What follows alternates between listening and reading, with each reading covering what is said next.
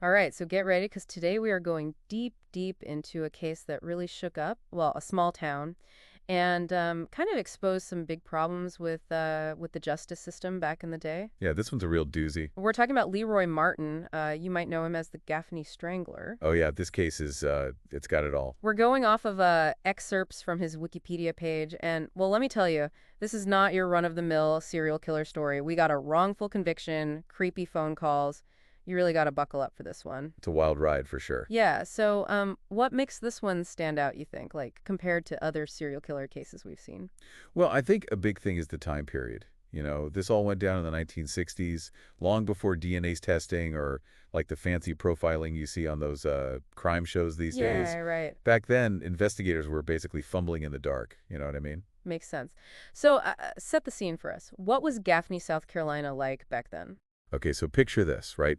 It's a small town. Everybody knows each other. Life's moving kind of slow, peaceful, almost like, well, idyllic, I guess you could say. Okay, yeah. But then, bam, this series of murders hits, and that peace, gone, just like that, the fear.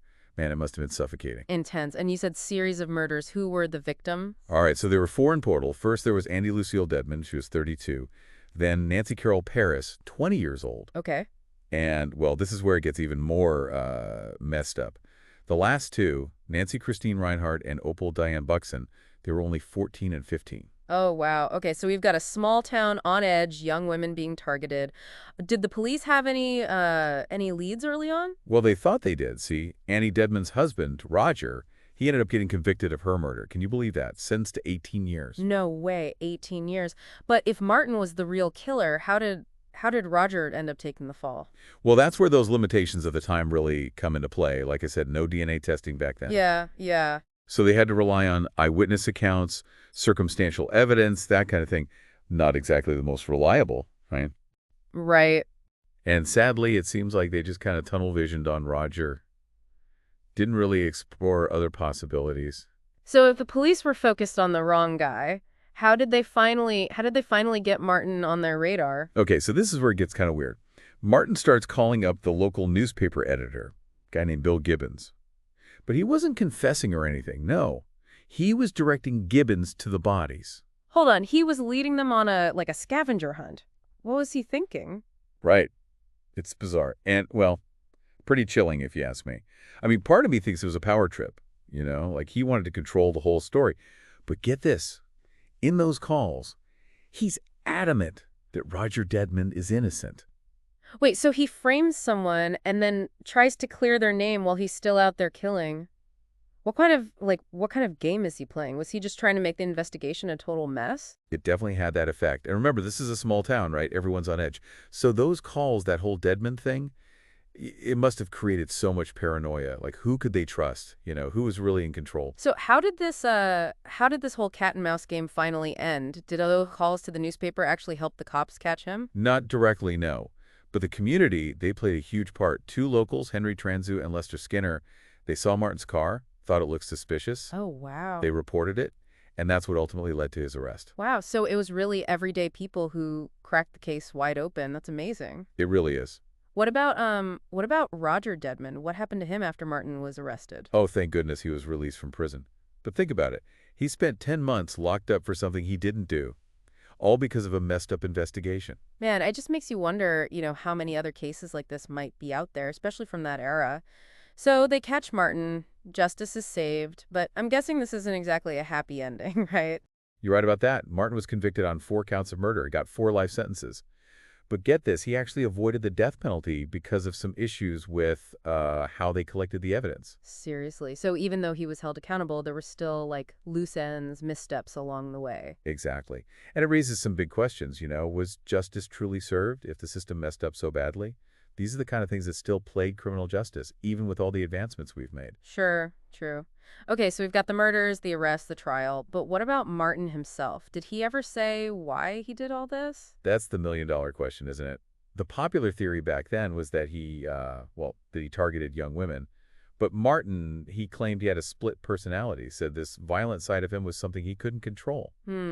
So was that a real explanation or just him trying to get out of taking responsibility? It's hard to imagine someone being that that detach from their actions. Well, it's a really complicated issue, and something forensic psychologists still struggle with today. Was Martin actually struggling with mental illness, or was this, a calculated manipulation? Sadly, with this case, we'll probably never know for sure. Regardless of his reasons, Martin's actions, I mean, they ripped Gaffney apart. And his story didn't end with prison, did it? Nope, not at all. While he was serving his sentence, he was stabbed to death by another inmate, a guy named Kenneth Marshall Rumsey. And get this, Rumsey later killed himself in prison, too. It's like the violence that defined Martin's life just kept spreading outward even after he was gone. What a grim ending to an already horrifying story. Yeah, it really shows you how cyclical violence can be and how much trauma it leaves behind, both for individuals and for entire communities. So we've covered a lot so far. A seemingly peaceful town, a string of murders, a wrongful conviction, those creepy phone calls, and a violent end for both the killer and, well, his victim. What are some of the big takeaways from this case, would you say? I think one of the most striking things is just how different investigations were back then compared to now. Like in the 1960s, forensic science was barely a thing. They didn't have DNA analysis, no advanced fingerprinting, definitely no computer databases to cross-reference info like we talked about. It was basically eyewitnesses and maybe a footprint or tire track if they were lucky. Yeah, almost like they were working with one hand tied behind their backs. And those missing resources, that reliance on, well, less precise methods, that probably played a huge role in Roger Deadman's wrongful conviction, don't you think? Oh, absolutely. It really underlines the need for like really strict standards for collecting and analyzing evidence, something that's thankfully been a much bigger focus in recent decades. But it's important to remember this isn't just a historical problem. Even today, there are still cases where evidence gets mishandled, misinterpreted, and innocent people pay the price. Yeah, it's a scary thought. So what about Harton himself? You mentioned he claimed to have a split personality. Do you think that was a legitimate defense, or was it just a way to, distance himself from what he did? Honestly, it's a tough one to call. Dissociative identity disorder is a real thing. It's complex, but it's also being used as a defense in court. Sometimes it works, sometimes it doesn't. With Martin, we just can't say for sure what was going on in his head. Just another one of the mysteries surrounding this case, I guess. But changing gears a bit, let's talk about those phone calls to the newspaper editor. What was Martin's goal with those? Was he just seeking attention, or was there something more sinister at play? Well, there are a few ways to interpret it. Some experts think he was asserting control, showing everyone that he was calling the shots. Others believe he might have wanted a twisted kind of fame to become a household name, even if it was because people were terrified of him. And remember, he specifically said Roger Deadman was innocent. Why would he do that? That's one of the most puzzling parts of the whole case. Some folks think he was trying to throw the investigation off track, create more confusion. Others say it might have been a messed up attempt at empathy, like he understood the injustice he'd caused and wanted to fix it in a way. Or maybe he was trying to paint himself as some kind of like vigilante, righting a wrong while still doing horrific things. That is, wow, it's really mind-boggling. This case just keeps getting stranger and stranger. But one thing that's for sure is that Martin, he terrorized that entire town. His actions, I mean, they left a scar on Gaffney that took a long time to heal. Definitely. And the effects of his crimes went way beyond that small town, too.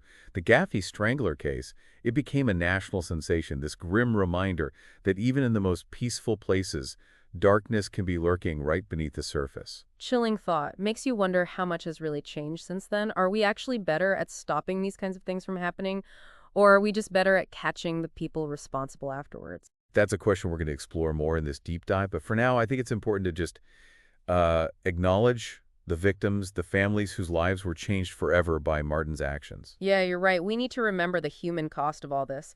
Annie Lucille Dedman, Nancy Carroll Paris, Nancy Christine Reinhardt, Opal Diane Buxton, their stories often get lost in the notoriety of the killer, but they were real people with real lives that mattered. And of course, we can't forget Roger Deadman, what he went through, being wrongly convicted, imprisoned for his own wife's murder. That's just unimaginable. Their experiences are a harsh reminder that justice isn't always perfect or quick, and that the search for truth, for accountability, that's an ongoing process. Well said. All right, so we've set the scene, introduced the key players, but we've only scratched the surface. There's so much more to unpack here. Yeah, for sure.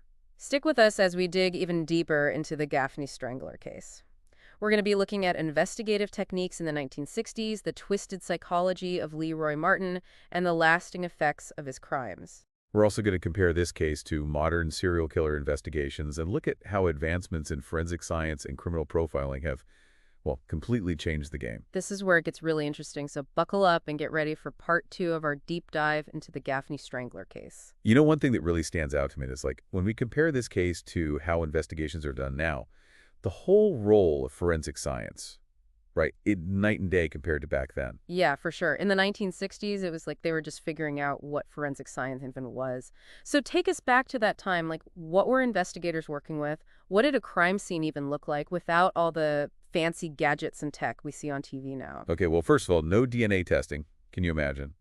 And fingerprinting, that was pretty basic back then. Right. Definitely no computer databases or anything like that to cross-reference information. So they had to rely a lot on, well, eyewitness accounts, which, as we've seen with Roger Detmond, can be super unreliable. And then, basic physical evidence, footprints, tire tracks, stuff like that. And that's probably a big reason why they ended up wrongfully convicting Roger Dedmond. They're trying to solve a puzzle, but they were missing, like, half the pieces. Exactly. It really shows you how far we've come with forensic science. Like today, investigators can analyze tiny pieces of evidence, like hair fibers or skin cells, and use DNA to identify suspects with crazy accuracy. They can even, like, recreate crime scenes digitally.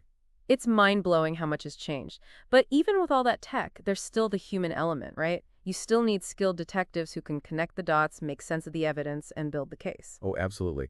Technology is a powerful tool, but it's not a magic solution. You still need smart people who can analyze the data, see the patterns that might be hidden. Okay, so we've talked about the limitations back then, the role of forensics. But what about, like, the psychology of someone like Leroy Martin? Did they even have any understanding of serial killers in the 1960s? That's a great question, and it gets to a really interesting point.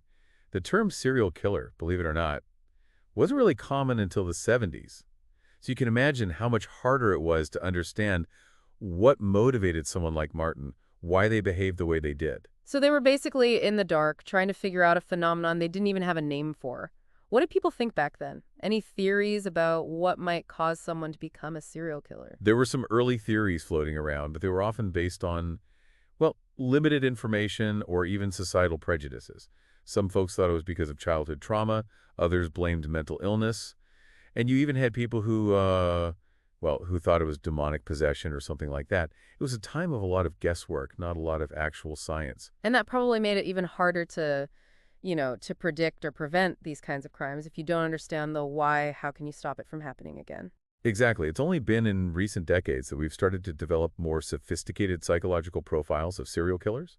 We've identified common traits, risk factors, behavioral patterns, and all that helps us not only catch them, but potentially intervene before they even act. So how does Martin fit into those modern profiles? Was he like a textbook example, or were there things about his case that were, unique? Well, some parts of his case definitely line up with what we know about serial killers today. For example, a lot of them have this need for power and control, and we see that in Martin, especially with those creepy phone calls to the newspaper.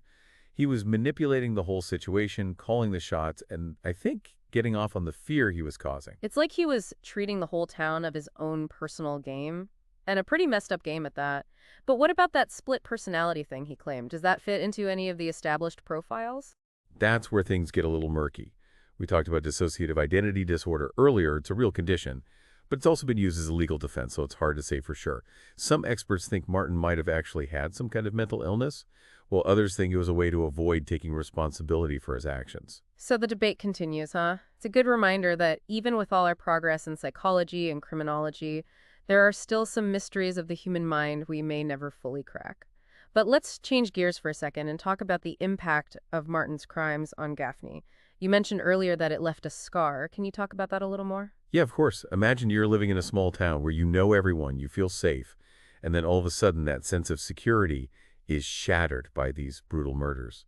The fear, the suspicion, the grief, it affects every single aspect of life there. It must have been absolutely terrifying. And that fear probably didn't go away overnight, even after Martin was caught, right? Oh no, not at all. People started questioning their neighbors, their friends, even their own families. They were scared to let their kids play outside, scared to walk home alone at night. It's like the whole community was ripped apart. It shows how the impact of these crimes goes way beyond just the immediate victims, It can traumatize a whole community, sometimes for generations. And in a place like Gaffney, where everybody knows everybody, those wounds must have cut even deeper. Yeah, absolutely. And even though the town has healed and moved on in a lot of ways, the memory of the Gaffney Strangler, It's still there. It's a part of their history, a dark chapter that they can never fully forget. It makes you wonder how a community even begins to recover from something like that. How do they rebuild trust, find a sense of normalcy again after something so horrific? It's a long, hard road, that's for sure. It takes resilience, compassion, a real collective effort to heal. But I also think there's a kind of strength that can come from shared trauma. You know, people come together, support each other, and somehow find a way to move forward. It's really a testament to the human spirit, that ability to keep going even in the face of unimaginable darkness. But let's face it, not every community is lucky enough to have that kind of resilience. Some towns never really recover from tragedies like this. That's true. The impact of a serial killer, it could be devastating for individuals and for the whole social fabric of a community. And sadly, there are places where those scars are so deep, they never truly heal. That's a heavy thought, but let's bring our focus back to the investigation itself. We've talked about the limitations of the time, the role of forensics, and the psychology of the killer. But there's one piece we haven't really discussed yet, those chilling phone calls to the newspaper editor. What do those tell us about Martin, and how did they affect the investigation? Those phone calls are, well, they're absolutely key to understanding what was going on in Martin's head. They weren't just about confessing or bragging. It was about control, about manipulation, and this weird need to be acknowledged, you know? Like he wanted to be in charge of the story, the one pulling the strings. Like I said earlier, it's like he was treating the whole investigation as a game, this sick, twisted game where he was holding all the cards. But what about when he insisted that Roger Degman was innocent? Was that real remorse, or was it just another layer of manipulation? That's one of the most confusing things about this whole case. Some experts think he was trying to throw the cops off his trail to make things even more chaotic and confusing. Others think it might have been like a messed up attempt at empathy. Like he recognized the injustice he'd caused and wanted to, I don't know, set things right in some way. It's almost like he wanted to be seen as both the villain and the hero of his own story, this twisted narrative he was creating. Yeah, that's a good way to put it. He wanted to be the one who exposed the problems with the justice system, the one who revealed the truth, even while he was out there committing these awful crimes. It's a really complex and disturbing psychological thing. It's definitely not the typical image of a serial killer hiding in the shadows. Martin, he seemed to want the attention, even if it meant everyone knew he was the monster they were afraid of. And that need for attention, that desire to control how people see him, that's something we actually see in a lot of serial killers. They want to leave their mark on the world to be remembered, even if it's for all the wrong reasons. This is a scary thought, isn't it? This desire to hurt people, to cause terror, to enjoy the suffering of others. It's hard to wrap your mind around that kind of darkness. It really is. And it's one of the reasons why serial killers continue to fascinate and horrify us, I think. They represent these dark impulses that exist in humanity, the things we're most afraid of, in ourselves and in the world around us. Yeah, that's true. But despite all that darkness, there are also lessons we can learn from these cases, right? By studying patterns, the motivations, the mistakes that were made, we can hopefully get better at preventing these kinds of things from happening again. Absolutely. Every case, no matter how terrible, it gives us a chance to learn, to improve our investigative techniques, and to understand the factors that lead to violence a little bit better. So as we wrap up this part of our deep dive, I'm feeling, well, a lot of things. Sadness for the victims, anger at the injustice, but also a bit of hope that maybe by looking at these dark parts of history, we can build a safer and more just world. I agree with you. The Gaffney Strangler case, it reminds us how fragile life is, how much damage violence can cause, and how important it is to be vigilant, compassionate, and never stop fighting for justice. It's really easy to get lost in all the details, the investigation, the psychology of the killer. Right. But it's important to remember the real people whose lives were completely destroyed by Martin's actions. You're absolutely right. We can't forget about those four women, Annie Lucille Dedmond, Nancy Carol Paris, Nancy Christine Reinhardt, and Opal Diane Buxton. They were daughters, sisters, friends. They had hopes and dreams just like anyone else. Yeah. And their lives were cut tragically short. Their families left to deal with this, well, unimaginable grief. It's like you said earlier, these aren't just cases or statistics. They're real tragedies with real consequences that ripple outward. Exactly. And we also can't forget about Roger Dedman. Can you imagine going through what he did, wrongly convicted and imprisoned for your own wife's murder? It's just awful. Even though he was eventually cleared, that trauma, the fear, the isolation, that must have stayed with him forever. It really makes you think about the justice system, We need it, but it's not perfect. Mistakes happen, and sometimes the consequences are just devastating. Yeah, for sure. But let's shift gears a bit. What about the legacy of this whole Gaffney Strangler case? How did it change things for law enforcement? What lessons did they learn? Well, this case, along with some other big ones from that era, they really showed everyone just how limited those old-school investigative methods were. It became clear that relying only on eyewitnesses and basic forensics, well, it just wasn't enough to get accurate results. So it was a wake-up call. Like they needed better tools, better training, and a more, I guess, scientific approach to solving these crimes? Exactly. The Gaffney Strangler case really pushed for big changes in how investigations were done. More funding for forensic research, specialized units for serial crimes, more collaboration and information sharing between agencies. So you could say something good came out of this tragedy, even though it came at a really high price. I think so. But what about the psychology side of things? Did this case help us understand serial killers any better? Oh, absolutely. This case, along with the work of groups like the FBI's Behavioral Science Unit, it started to shed light on those complex motives, those behavioral patterns that serial offenders have. It helped us develop those more sophisticated psychological profiles, which have been really valuable both for catching them and stopping future crimes. It's amazing to think about how much we've learned about the criminal mind since then. It really is. But even with all these advancements, there's still that big question mark hanging over everything. Why would someone choose to inflict so much pain on others? The million-dollar question, right? And we might never have a perfect answer. But every case we study, every piece of evidence, it brings us a little closer to understanding these dark parts of human nature. So as we wrap up our deep dive into the Gaffney Strangler case, I'm feeling, well, a lot of things. The horror of the crimes, the frustration with the mistakes that were made, but also a sense of hope that maybe, just maybe, by studying these dark moments in history, we can learn from them, make things safer in the future. I think that's a great takeaway. The Gaffney Strangler case is this stark reminder that life is fragile, violence has lasting consequences, and we always need to be vigilant, compassionate, and committed to justice. It's a story that really makes you think, you know? And to all our listeners, thanks for coming along on this journey with us. We hope it made you curious, maybe challenged some of your assumptions, and hopefully inspired you to keep learning about the world. Remember, knowledge is power. The more we understand the forces that shape our world, the good and the bad, the more informed and engaged we become. And that's what gives us the power to make real positive change.